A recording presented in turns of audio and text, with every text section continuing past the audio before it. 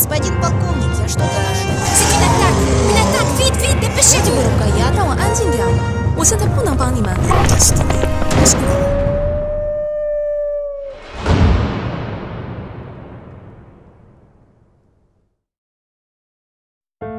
The closest fields were used for horses to graze on.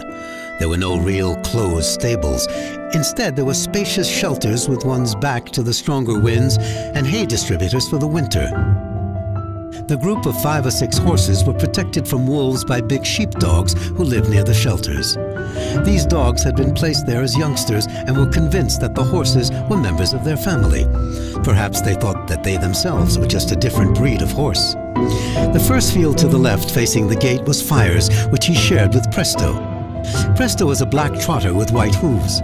He was bigger than Fire and a lot calmer. This brave and experienced horse was comfortable in all situations. He had one thing in common with his mount, Constantine, and that was to avoid expending any unnecessary energy. That was what gave him a slow, nonchalant air, which fooled many observers unaware of his true athletic nature.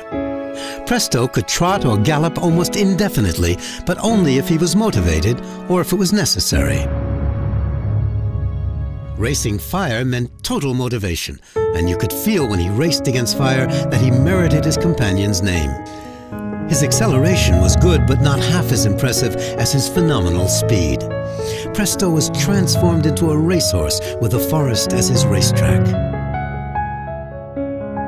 His mounts had to keep their heads down, since if a passage was low enough for him to get through, it wasn't really his problem if his rider had to leap like a Cossack and jump off to the side so as not to hit a low branch or get a clump of leaves in his face.